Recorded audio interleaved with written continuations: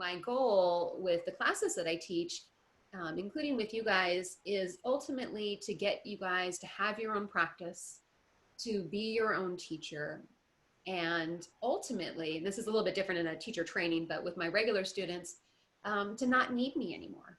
And it's counterintuitive to say, I want to empower you to know how to do your own asanas, your physical postures, and do your own meditation and your own pranayama so that you don't need me. Because then that makes it so I don't have a job, so to speak. But my job is to empower people with tools.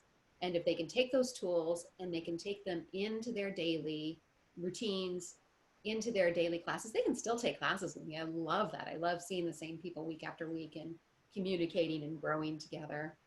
But if somebody can only meditate when they're with me, if they can only do asana when they're with me, then my view on that is they're taking their own power that is within them and putting it in an outside source, whether it's me or another teacher, or sometimes we might see it with a religion, um, different things, even sometimes like in the hierarchy of relationships or jobs. We take our power outside of ourselves and we put it into someone or something else.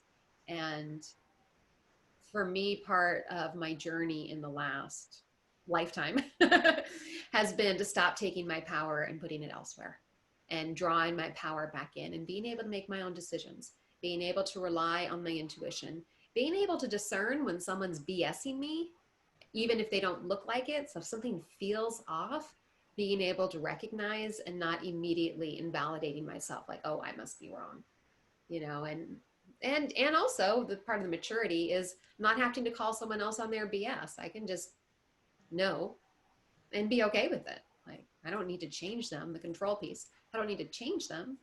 I know who I am. And so this meditation, I am, is one that I personally have enjoyed in my own practice.